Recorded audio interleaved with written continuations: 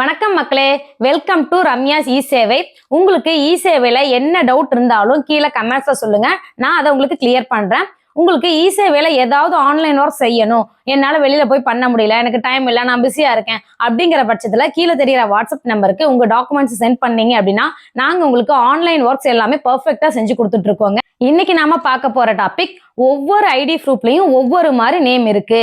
எனக்கு name correction பண்ணணும், என்னால எப்படி கரெக்ஷன் பண்றதுன்னு தெரியல, எங்க போய் அப்ளை பண்றதுன்னு தெரியல அப்படின்னு சொல்லி நிறைய பேர் டவுட்டோட சுத்திட்டு இருப்பீங்க. எப்படி அப்ளை பண்றதுன்னு தெரியாம நிறைய டைம் அப்ளை பண்ணி ரிஜெக்ட் ஆயிருக்கு அப்படின்னு சொல்லியும் சொல்லுவீங்க.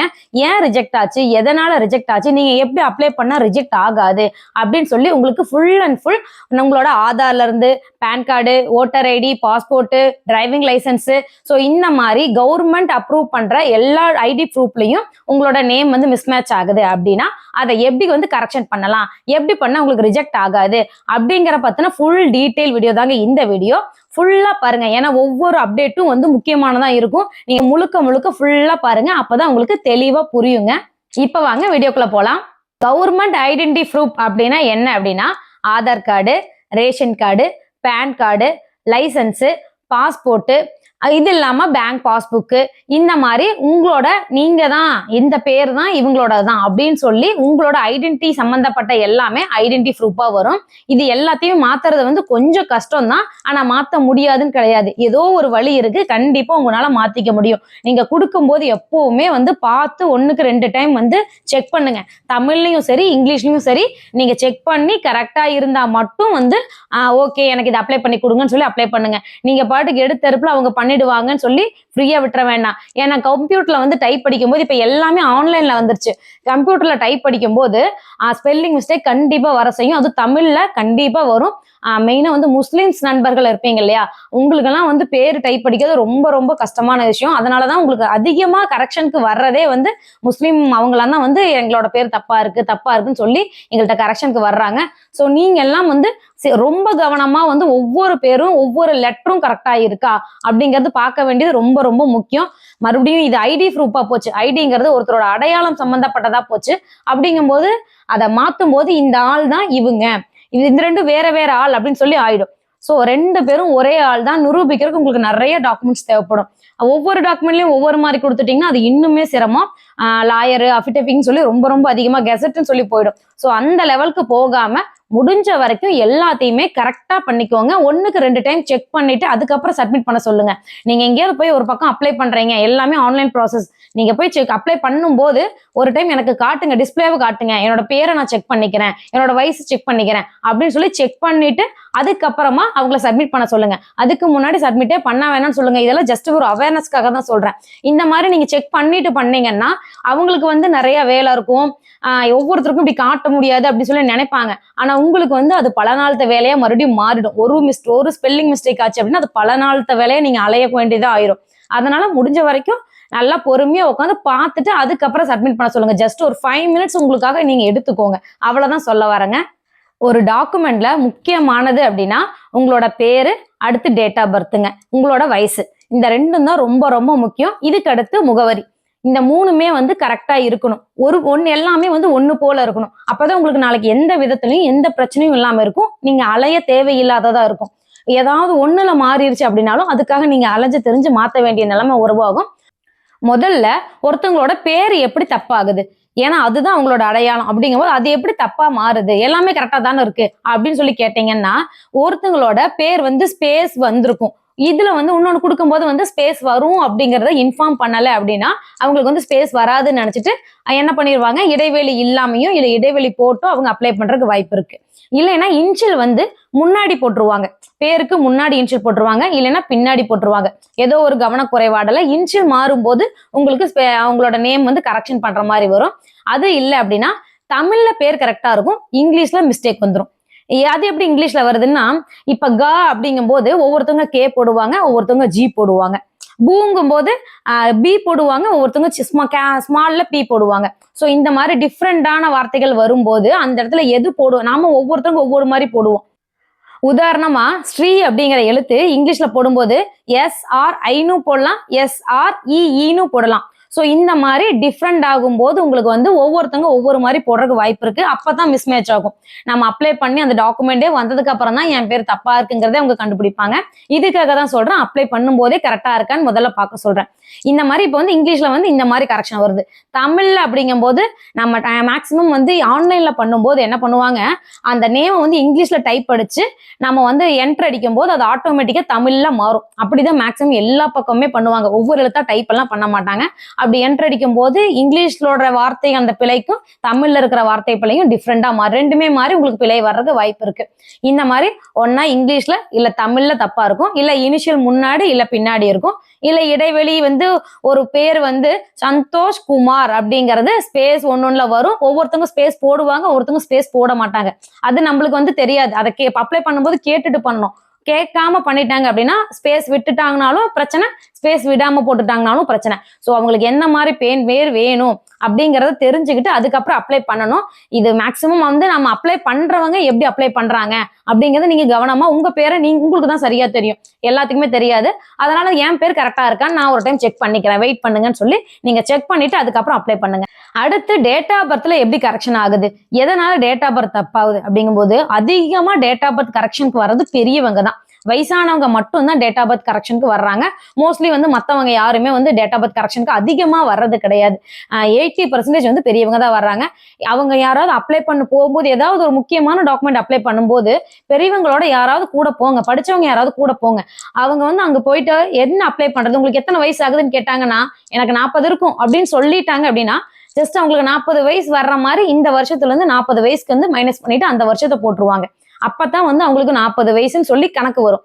ஆனா அவங்களுக்கு வந்து ஆல்ரெடி 42 ஆயிருக்கலாம், இல்ல 37 ஆயிருக்கலாம். இந்த மாதிரி வந்து உங்களுக்கு டேட் மிஸ்மேட்ச் ஆகும். அதனால முடிஞ்ச வரைக்கும் வாயில வர்ற இயரை சொல்ல வேண்டாம். இல்லைன்னா தயவு செஞ்சு கூட யாராவது போனீங்க அப்படிங்கும் போது இந்த டேட் ஆஃப் பர்த் கரெக்ஷன் வந்து உங்களுக்கு வரவே வராது. முடிஞ்ச வரைக்கும் இந்த மாதிரி முக்கியமான ஆவணம் எது பண்ணுனாலும் 1க்கு 2 தடவை கவனமா பண்ணுங்க. ஏன்னா இது மட்டும்தான் உங்களோட ஐடென்டிட்டி. இதை வச்சுதான் நீங்க மத்த எல்லா பக்கமே போக முடியும். இப்ப எல்லாமே ஆன்லைன்ல வந்துருச்சு அப்படிங்கும் போது உங்களோட பேரு, உங்களோட டேட் ஆஃப் பர்த், உங்களோட அட்ரஸ், இந்த 3 மட்டும் தான் உங்களோட அடையாளமாவே மாறப்போகுது. அப்படிங்கும்போது நீங்க சரியா பண்ணிருக்க வேண்டியது ரொம்ப ரொம்ப ரொம்ப அவசியங்க. ஃபர்ஸ்ட், ஆதார் கார்டுல எனக்கு நேம் கரெக்ஷன் பண்ணணும். இதுக்கு என்னென்ன டாக்குமெண்ட்ஸ் தேவைப்படும், எவ்வளவு செலவாகும், எங்க போய் நான் அப்ளை பண்றது, எங்க பண்ணா ரிஜெக்ட் ஆகாது, நான் திரும்ப திரும்ப அப்ளை பண்ணிட்டேன் எனக்கு ரிஜெக்ட் தான் ஆகுது அப்படிங்கிறவங்க எல்லாரும் இப்ப சொல்ல போறத கவனமா கேட்டுக்கோங்க. ஆதார் கார்டுல நேம் கரெக்ஷன் பண்றதுக்கு உங்களுக்கு ஏதாவது போட்டோவோட இருக்கக்கூடிய ஐடி ப்ரூஃப் தேவைப்படுங்க. போட்டோவோடனா இப்ப இந்த ஆதார் கார்டுல உங்களுக்கு போட்டோ இருக்கு இல்லையா, அந்த மாதிரி உங்களோட ration card, online ration card இருக்கும் இல்லைங்களா, அதுல உங்க பேர் குடும்ப தலைவரா இருந்தால் மட்டும் உங்க போட்டோ இருக்கும். மத்தவங்களுக்கு வந்து குடும்பத்துக்கு கீழே இருக்கிறாங்க பாத்தீங்களா உறுப்பினர், அவங்களுக்கு வந்து ஆதார் கார்டுக்கு ரேஷன் கார்டு வச்சு பண்ண முடியாது. குடும்ப தலைவருக்கு மாத்தணும் அப்படின்னா மட்டும் ரேஷன் கார்டை வச்சுக்கலாம்.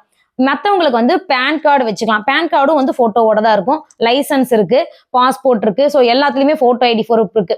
இது எல்லாமே இல்ல, எனக்கு இதெல்லாம் இல்ல அப்படிங்கிறவங்க ஓட்டர் ஐடி, பேங்க் பாஸ்புக்கு இந்த மாதிரி எல்லாமே யூஸ் பண்ணிக்கலாம். ஒருவேளை எல்லாத்துலயுமே எனக்கு தப்பா தான் இருக்கு, முதல்ல எனக்கு ஆதார கரெக்ஷன் பண்ணாதான் மத்ததையே பண்ண முடியும் அப்படிங்கும் போது நான் என்ன பண்ணட்டும் அப்படிங்கன்னா உங்களோட மார்க் ஷீட் இருக்கும் பாருங்க. நீங்க எப்படியும் மேக்சிமம் வந்து 10வது 12வது படிப்பு வந்து கண்டிப்பா மார்க் ஷீட் கொடுத்துருப்பாங்க.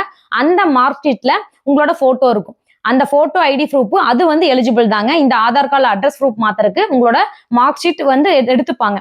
அதை வச்சு நீங்க வந்து உங்களோட பேரை வந்து மாத்திக்கலாம். இதுல ஒரு முக்கியமான விஷயம் என்னன்னா, முடிஞ்ச வரைக்கும் எல்லாருமே வந்து உங்களோட டிசி மார்க் ஷீட்ல உங்களோட பேர் என்னவா இருக்கோ அதே பேரை மெயின்டைன் பண்ணுங்க. லைஃப் லாங் அதே பேரை மெயின்டைன் பண்ணுங்க. நடுவுல வந்து போட்டு குழப்ப வேண்டாம். நான் ஒவ்வொருத்தங்க கல்யாணம் ஆன உடனே வந்து ஹஸ்பண்ட் பேரை வந்து உள்ளுக்குள்ள கொண்டு வந்துருவாங்க. அப்பாவோட இன்ஷியல் எடுத்துட்டு ஹஸ்பண்ட் பேரை இன்ஷியலா கொண்டு வருவாங்க. நம்ம பேருக்கு பின்னாடி ஹஸ்பண்ட் பேர் போடுவாங்க. இந்த மாதிரி பண்ணும்போது ஒவ்வொருத்தரோட ஐடென்டிட்டியும் மாறிடும். இவங்க வேற ஆளு, இவங்க வேற ஆளுன்னு சொல்லி மாறிடும். நாளைக்கு கன்ஃபியூஷன் வந்து வர ஆரம்பிச்சிடும். இதுல ஒரு பேர் அதுல ஒரு பேருன்னு சொல்லி கன்ஃபியூஷன் வர ஆரம்பிச்சிடும். ஸோ முடிஞ்ச வரைக்கும் உங்களோட மார்க் ஷீட்லயும் டிசிலையும் என்ன பேர் இருக்கோ அதுதான் வந்து லைஃப் லாங்க்கு உங்களுக்கு வந்து மெயின்டைன் பண்றதுக்கு வசதியா இருக்கும். இதுல ஏதாவது கரெக்ஷன் வந்துச்சு அப்படின்னா நீங்க வந்து கெசட்ல போய் நேம் மாத்தி அதுக்கப்புறம் தான் வந்து நீங்க 2 பேரும் ஒரே ஆள் தான் அப்படின்னு சொல்லி ப்ரூவ் பண்ணி அதுக்கப்புறம் தான் நீங்க வந்து அந்த டாக்குமெண்ட்ஸ் எல்லாம் ஃபர்தரா மெயின்டைன் பண்ண முடியும். ஸோ இந்த அளவுக்கு போக வேண்டாம். முடிஞ்ச வரைக்கும் டிசியில் இருக்கிற மாதிரி மெயின்டைன் பண்ணிக்கோங்க பேரை. நெக்ஸ்ட், ஒருத்தங்களுக்கு கல்யாணம் ஆயிடுச்சு அப்படின்னா கண்டிப்பா அவங்களோட இனிஷியலை மாத்தணும் அப்படிங்கிறது எந்த ஒரு கட்டாயமும் கிடையாது. கவர்மெண்ட் ரூல்ஸ்லயும் அது கிடையாதுங்க. நீங்க அப்பாவோட இனிஷியலே நீங்க ஃபாலோ பண்ணிக்கலாம். அந்த இனிஷியலை மட்டுமே நீங்க போட்டு உங்களோட குழந்தைக்கு ஆதார்ல இருந்து எல்லாமே வந்து நீங்க குழந்தையோட பர்த் சர்டிஃபிகேட்ல இருந்து எல்லாமே நீங்க கொண்டு வந்துக்கலாம். கண்டிப்பா பேரை மாத்தணும் அப்படிங்கிறது எந்த ஒரு கட்டாயமும் இல்ல. கவர்மெண்ட் அதை சொல்லவும் இல்ல. நிறைய பேர் சேஞ்ச் பண்ணிடுறாங்க. அப்பாவோட இனிஷியல் போட்டு ஒரு ஐடி ப்ரூஃபும், ஹஸ்பண்டோட இனிஷியல் போட்டு ஒரு ஐடி ப்ரூஃபும் வச்சிருக்கும் போது நாளைக்கு ஏதோ ஒரு பக்கம் இந்த இனிஷியலும் வந்து டிஃப்ரெண்ட் ஆயிடும். அப்போ வந்து நீங்க 2 பேரும் வேற வேற ஆளுன்னு சொல்லி ப்ரூவ் ஆகும். அந்த டைம்ல நீங்க இது எல்லாமே அலையிற மாதிரி ஆயிடும். அவசரத்துக்கு போய் அலைஞ்சீங்கன்னா பேரு மாத்துறது சாதாரண விஷயமே இல்ல. ரொம்ப நாளுக்கு உங்களை அலைய விட்டுருவாங்க. கஷ்டமா இருக்கும், சிரமமும் கூட. அது மட்டும் இல்லாம பணமும் செலவாகும். ஸோ எப்பவுமே வந்து ஒரே பேரை மெயின்டைன் பண்ணிக்கோங்க. இதே போல உங்களோட குழந்தைக்கும் வந்து அப்பா இனிஷியல் தான் போடணும் அப்படிங்கிறது எந்த ஒரு கட்டாயமும் கிடையாது. அம்மாவோட இனிஷியல் போட்டு உங்களோட குழந்தைக்கு பேர் வைக்கலாம். அது மட்டும் இல்லாம அப்பா அம்மா 2 பேர்த்தோட இனிஷியலும் சேர்த்து போட்டும் குழந்தைக்கு பேர் வைக்கலாம். அதுவும் வந்து அப்பா இனிஷியல் மட்டும் தான் வைக்கணும் அப்படிங்கிறது கட்டாயம் கிடையாதுங்க. இது ஜஸ்ட் வந்து ஒரு இன்ஃபர்மேஷனா மட்டும் சொல்றேன். ஒவ்வொருத்தங்க நான் வந்து அப்பா இனிஷியல் போட்டு தான் இத்தனை நாளா டாக்குமெண்ட்ஸ் வாங்கியிருந்தேன். கல்யாணத்துக்கு அப்புறம் எல்லாமே என் ஹஸ்பண்ட் இனிஷியல் போட்டு வாங்கிட்டேன். இப்ப நான் 2யும் வந்து ரெண்டு மிஸ்மேட்சா இருக்குது, தப்பா இருக்கு, நான் எப்படி ஒண்ணு பண்றது, என்ன பண்றதுன்னு சொல்லி உங்களுக்கு ஒரு டவுட் இருக்கும். அப்படி இருக்கிறவங்க நீங்க வந்து கெசட்ல வந்து பேர் மாத்திக்கலாம்.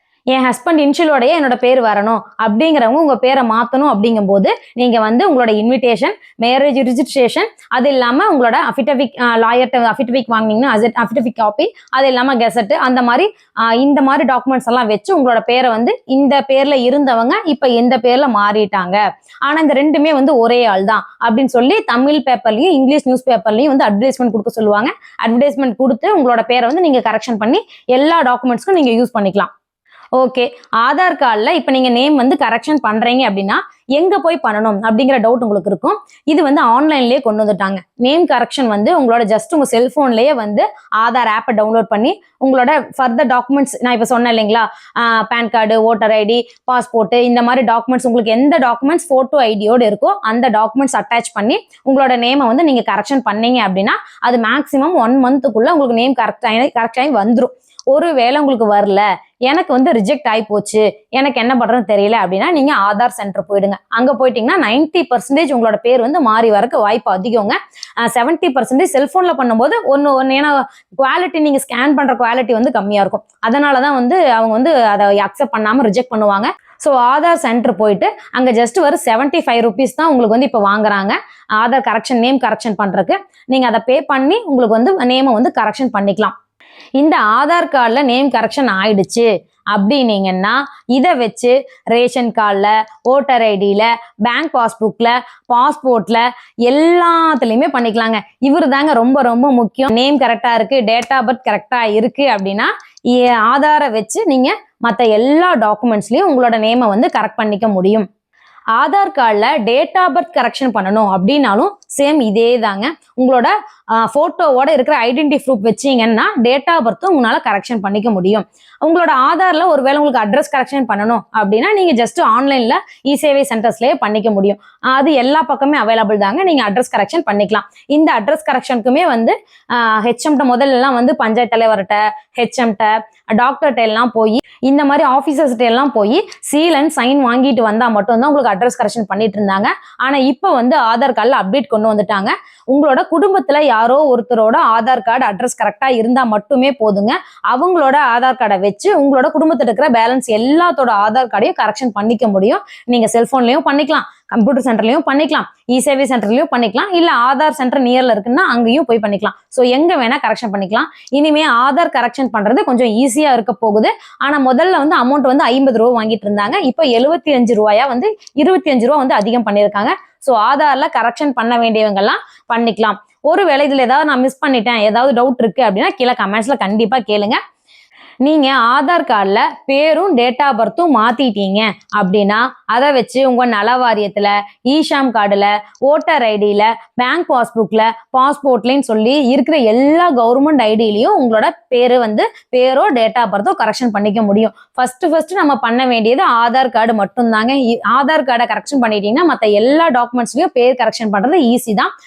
இது எல்லா டாக்குமெண்ட்ஸும் வந்து ஆன்லைன்லயும் பண்ணிக்க முடியும், இல்ல நீங்க நேரடியாக ஆஃபீஸ்க்கு போய் ஆஃப்லைன்லயும் பண்ணிக்க முடியும்.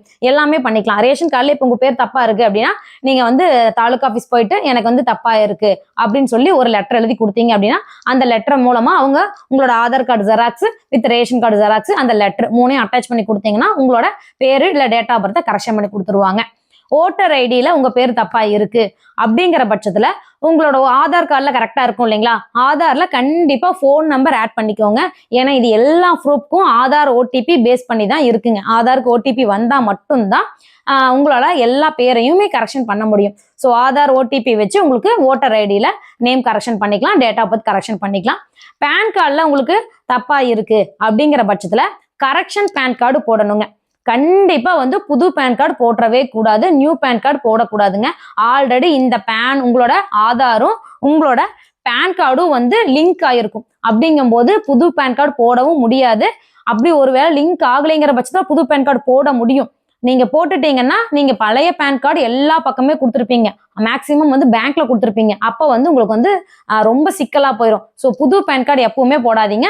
ஒருவேளை தப்பா இருக்கு பேன் கார்டுல அப்படின்னா கண்டிப்பா பேன் கார்டை வந்து நேம் கரெக்ஷன் பண்ணுங்க, டேட் ஆஃப் பர்த் கரெக்ஷன் பண்ணுங்க. ஆன்லைன்லயே பண்ணிக்க முடியுங்க, ஆன்லைன்லயே ஈஸியா பண்ணிக்கலாம். ஸோ ஆன்லைன்ல நீங்க பேன் கார்டு கரெக்ஷன் பண்ணிக்க முடியும். ஈஷாம் கார்டு கரெக்ஷன் பண்ணணும், நலவாரிய கார்டு கரெக்ஷன் பண்ணணும் அப்படிங்கிற பட்சத்துல இதுவுமே நீங்க ஆன்லைன்ல பண்ணிக்கலாம். ஜஸ்ட் உங்களோட ஆதார் கார்டு நம்பர் போட்டு ஃபோன் நம்பர் போட்டு ஓடிபி போட்டு உள்ள போயிட்டு உங்களோட நேமை வந்து கரெக்ஷன் பண்ணணும். அங்க இருக்க ஆஃபீஸஸ் எல்லாம் செக் பண்ணிட்டு உங்களுக்கு அப்ரூவ் கொடுப்பாங்க.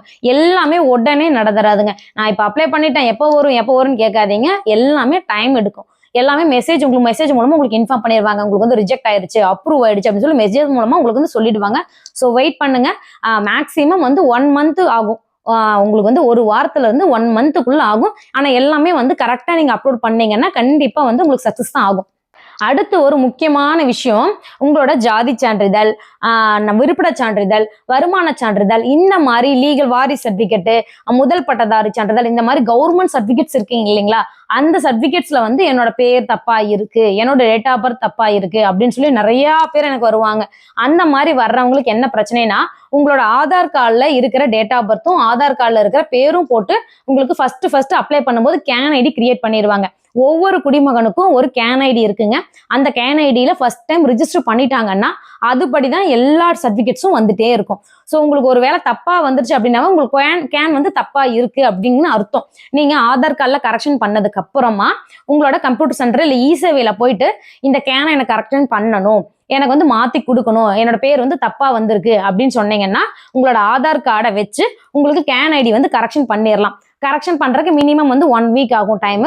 அந்த 1 weekல உங்களோட பேரு உங்க டேட் ஆஃப் பர்த் 2 தப்பா இருந்துச்சுனாலும் 2யுமே மாத்திக்க முடியும். மாத்த முடியாதுன்னு எதுவுமே கிடையாதுங்க, மாத்திக்க முடியும். அப்படி அவங்க மாத்தினதுக்கு அப்புறமா நீங்க வந்து புதுசா உங்களோட ஜாதி சான்றிதழ் நீங்க வாங்கிக்கலாம். புதுசா நீங்க முதல் பட்டதாரி, முதல் வாரிசு சர்டிபிகேட், அந்த மாதிரி எல்லாமே புதுசா வாங்கிக்கலாம். வாரிசு சர்டிபிகேட் எல்லாம் வந்து பேரை வச்சுதாங்க அடிப்படையா வந்து இவங்களுக்கு இவங்க தான் வாரிசுன்னே கொடுக்குறாங்க.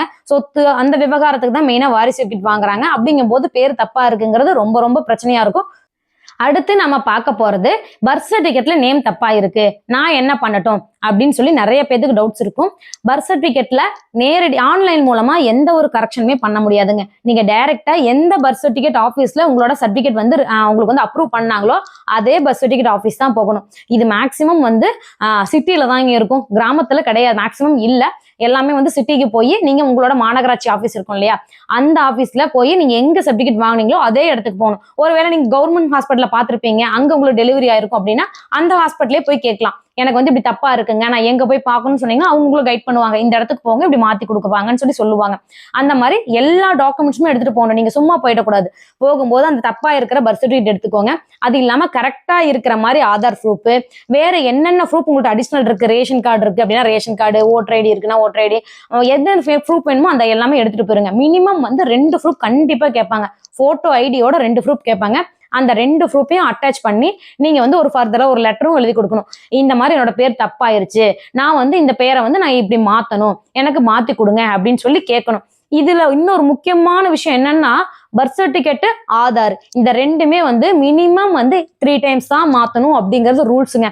அதுக்கு மேல உங்களால மாத்தவே முடியாது. ஸோ முடிஞ்ச வரைக்கும் கொடுக்கும்போது கரெக்டா கொடுத்துருங்க. அதுக்கப்புறம் மறுபடியும் மாத்துற மாதிரி வச்சுக்காதீங்க.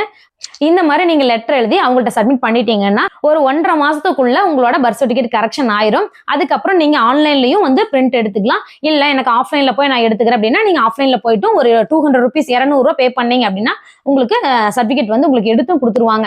இந்தாங்கன்னு சொல்லிட்டு நீங்க 1க்கு 2 காப்பி வாங்கிக்கோங்க. வாங்கி பத்திரமா வச்சுக்கோங்க. உங்களோட நேம் கரெக்டா இருந்தா மட்டும்தான் உங்களோட குழந்தைங்களோட ஆதார்ல உங்க குழந்தைங்களோட பர்த் சர்டிபிகேட்ல நேம் வந்து கரெக்டா இருக்கும். நீங்க ஒருவேளை உங்களோட பேரே தப்பா கொடுத்துட்டீங்க, கரெக்ஷன் பண்ணாமையே நான் உங்க பர்த் சர்டிபிகேட்ல உங்க குழந்தைங்களோட பர்த் சர்டிபிகேட்ல நிறைய பேர் வந்து பேர் தப்பா கொடுத்துருவாங்க. அப்படிங்கும்போது குழந்தையோட பர்த் சர்டிபிகேட்ல அம்மா பேரும் அப்பா பேரும் மிஸ் மேட்சா இருக்கும். அது வந்து தப்பா இருக்கும். அந்த குழந்தை நாளைக்கு வந்து ஆதார் எடுக்க போகும்போது கரெக்ஷன் பண்ண சொல்லுவாங்க. இல்ல அவங்க 10th படிக்கும் போது கரெக்ஷன் பண்ண சொல்லுவாங்க. ஸோ இந்த மாதிரி நிறைய பிரச்சனை வருங்க.